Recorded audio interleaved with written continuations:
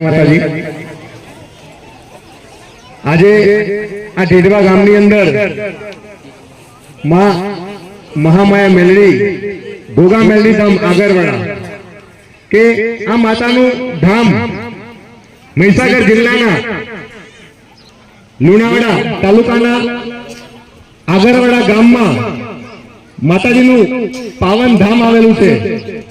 ત્યાં लगभग 11 વર્ષથી માતાજી ભક્તોના દુઃખ દૂર કરે છે। એમના શરણે દર રવિવારે માનવ મહેરામણ ઉમટે છે। કેટલા દુખિયા લોકો માતાજીના ધામમાં આવે છે, પોતાનું દુઃખ માતાજી આગળ અરજી કરે છે અને માતાજી 11-21 દિવસ આપે। માતાજી ખૂબ ઓછા સમયમાં ભક્તોના દુઃખ દૂર કરે છે। श्रद्धा होय तो माताजी 21 दिवस आपे ने 11 दिवस में दुख दूर थई जाय छे। त्या આગળવાડા ધામની અંદર કોઈ પણ પ્રકારનો દોરો ધાગો આપવામાં આવતો નથી કે કોઈ પૈસા લેવામાં આવતા નથી કે કોઈને અંધશ્રદ્ધા તરફ વાળવામાં આવતા નથી। એક ભક્તિનું ધામ છે, એક ભાવનું ધામ છે, શ્રદ્ધાનું ધામ છે। માં ભગવતી સાક્ષાત બિરાજમાન થાય છે, ગોગા મહારાજ સાક્ષાત બિરાજમાન થાય છે અને જેનો ભાવ હોય खूब मोटा मोटा दुख भयंकर के जे छेल्ली ग्रेड नु के जेने डॉक्टर पण ना पाड़ी दे, ज्यां दुनियाનું विज्ञान खोटू पड़े छे, दुनिया डॉक्टर छूटी पड़े छे અને ત્યાં માતાજીનું વિજ્ઞાન શરૂ થાય છે અને ત્યાં મહામાયા મેલડી કે જેને ડોક્ટરે ના પાડી હોય એવા એવા લોકોને માટે સાજા કરેલા છે। અને આ પુરાવા છે। ભોગા મેલડી ધામ આગરવાડા આવું યુટ્યુબ પર સર્ચ મારો ને તો માતાજીના વિડિયો તમને જોવા મળશે। કેટલાકને તો જોયા પછી ઘણા લોકો એવા છે કે જે દેશ વિદેશમાં રહેતા હોય, ગામ શહેરમાં રહેતા હોય, ફક્ત માતાજીનો વિડિયો જોઈ અને માનતા રાખે છે કે માળી મારું આટલું દુઃખ તો દૂર કરજે તો હું ગાયને રોટલો ખવાડીશ, માળી ચકલો ચણ નાખીશ, કૂતરાને રોટલો ખવાડીશ। આવી નાની નાની માનતાઓ રાખવાથી પણ હજારો લોકોના દુઃખ દૂર થયા છે। એવું નથી કે તમે દૂધની બોટલની માનતા રાખો કે ભાઈ પૈસાની માનતા, પૈસા તો માતાજી લેતા જ નથી, એક પણ રૂપિયાનો ખર્ચો કરાવતા નથી કોઈ ભક્તને અને ઉપરથી કોઈનું ભાડું ના હોય તો માતાજી ભાડું પણ આપે છે ઘણા બધા ભક્તોને। અને દેશ વિદેશમાં પણ માતાજીના ભક્તો વસે છે। અહીં ત્યાં બેઠા બેઠા માનતા રાખે છે ને તો માતાજી અહીં બેઠા બેઠા એમના કામ કરે છે। આગળવાડા ધામમાં બેઠા બેઠા માતાજી देश विदेश में काम करे छे। એટલે જે કોઈ ભક્તને આવી કોઈ પણ નાની મોટી ગમે તેવી તકલીફ હોય તો એકવાર માના સાનિધ્યમાં આગરવાડા ધામ જરૂરથી આવજો।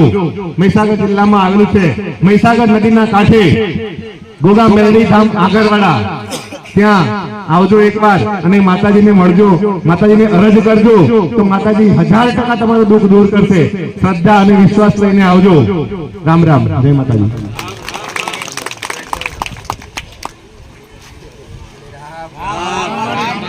पटेल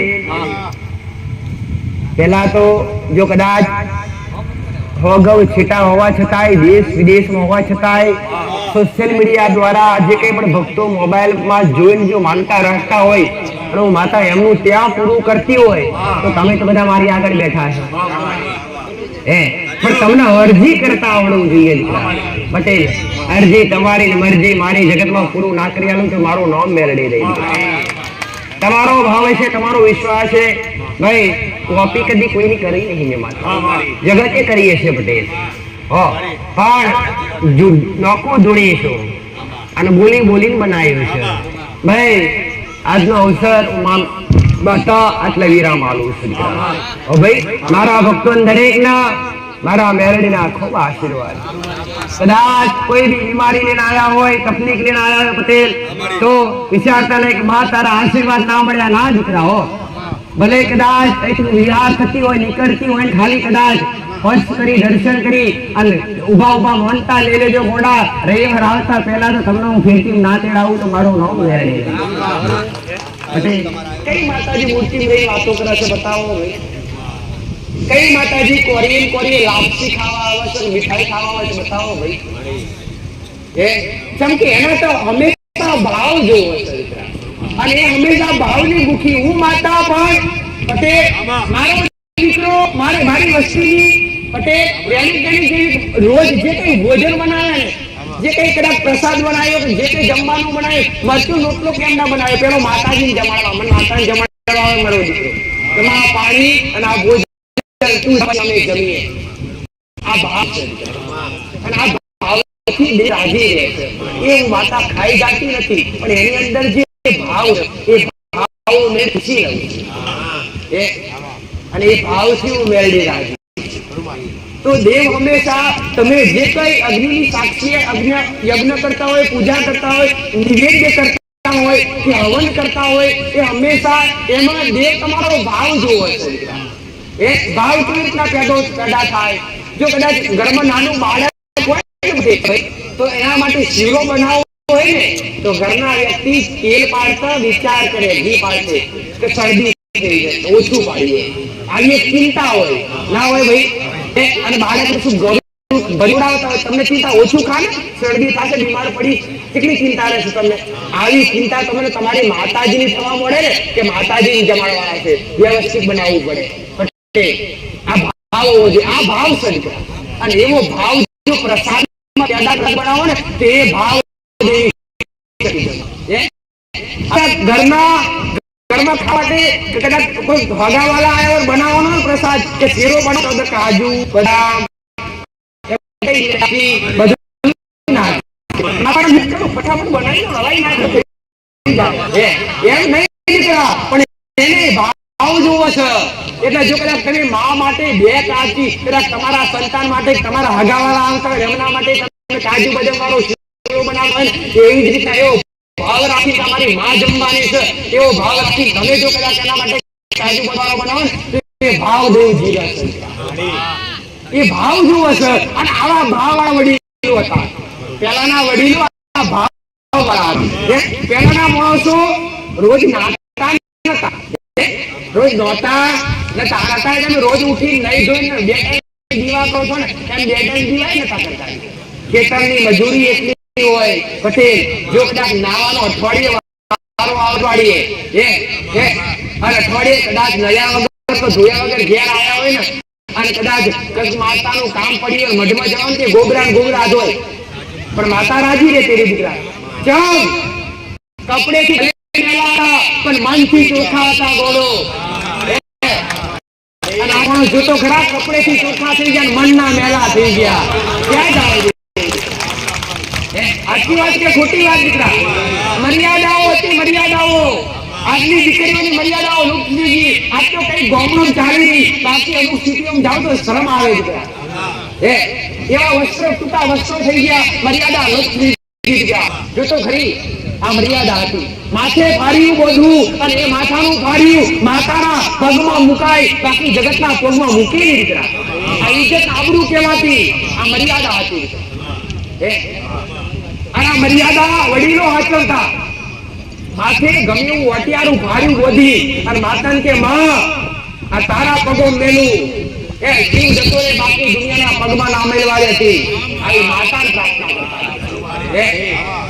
અને દીકરીઓની સુપ્રજ હતી.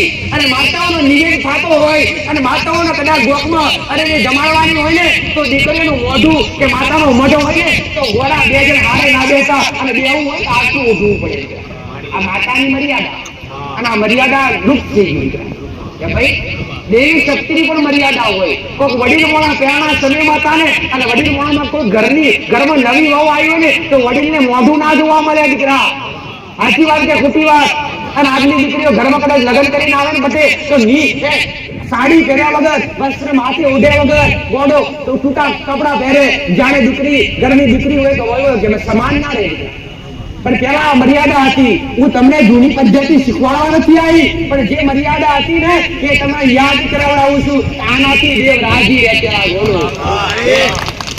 બોલવામાં સભ્યતા હતી.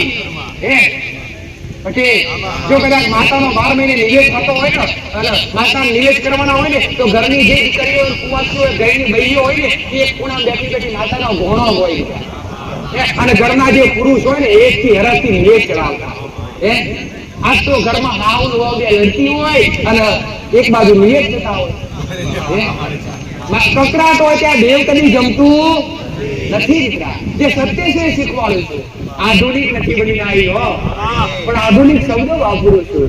પણ માતાને ખબર છે કે બદલાવ ઘણો બધો થઈ ગયો છે દીકરા, અને એ બદલાવના આધારે મારા શબ્દોની મારામારી મારે મેળવીને બદલવી પડી છે. તમને શીખવાડવા માટે એક વિશ્વાસ લઈ આવેલા મારા શરણ સુધી પહોંચેલા મારા દરેક વાલા ભક્તો, મારા મેલડીના રામ, તમારા વિશ્વાસનું એક સાનિધ્ય, તમારા શ્રદ્ધા, તમારા ભાવથી એક કોમ કરનારી મહામાયા જોગમાયા મેલડી દીકરા, તમારા વિશ્વાસે તમારા દુઃખ ટળવા વાળી, તમારી રાખેલી શ્રદ્ધા કદી એળે જવા દઈશ નહીં, તમારો રાખેલો વિશ્વાસ કદી એળે જવા દઈશ નહીં દીકરા. અરે રે હાય એનું પરમાણુ મેળડી રાખીશ દીકરા.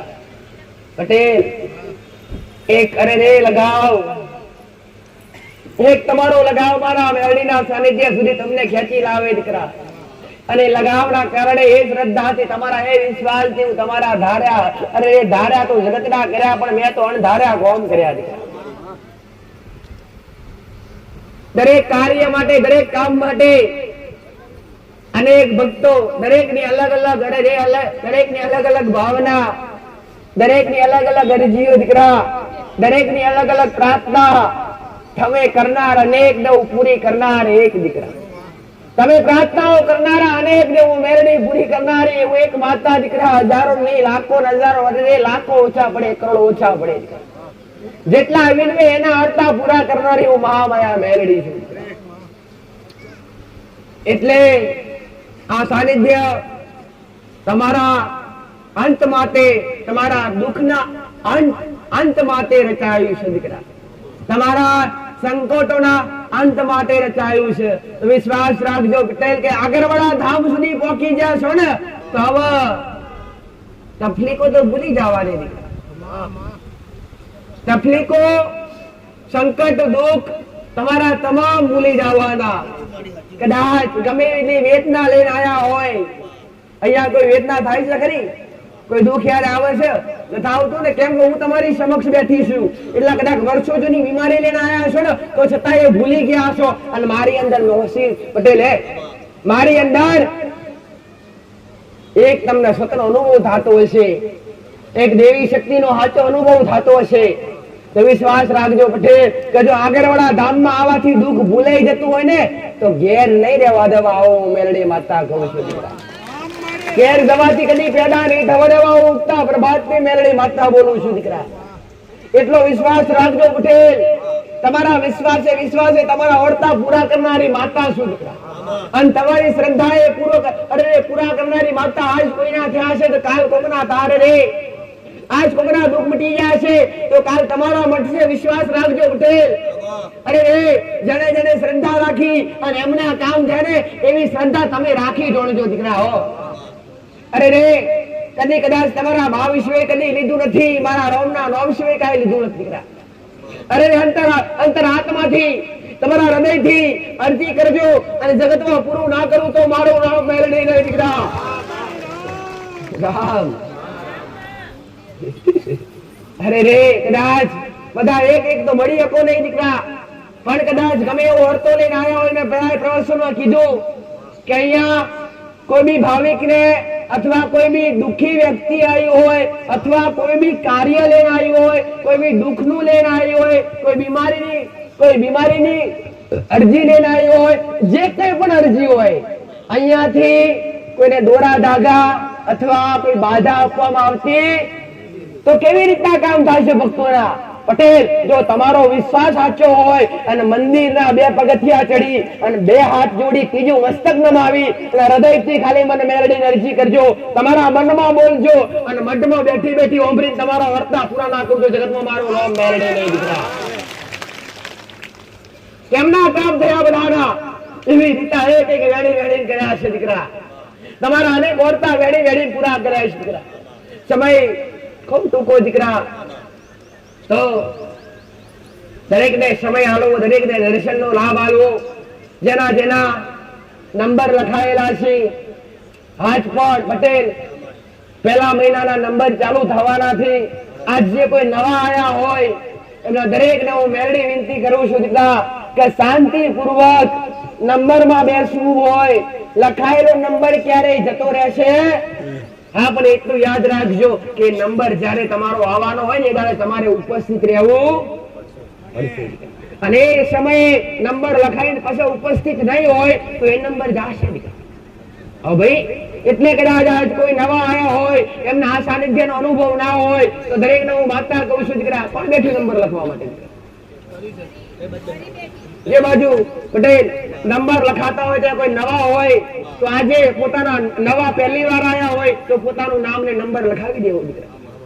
નંબર લખાયેલો જાશે નહીં, આવશે 1000%. મારો નિયમ છે દીકરા કે દરેકને વારા ફરતી લેવા, દરેકને સંદેશ આપો, દરેકને સાચી સલાહ આપી અને મારા બતાવેલા માર્ગદર્શન મુજબ ચાલશો ને તો તમારું જીવન કદી ખાટું નહીં થવા દેવાનું. ઉગતા પ્રભાતની મેરડી માતાઓનું ભલે તો આગળવાળા ધામમાં દરેકના કામ થાય છે, દરેકની માનતાઓ પૂરી થાય છે.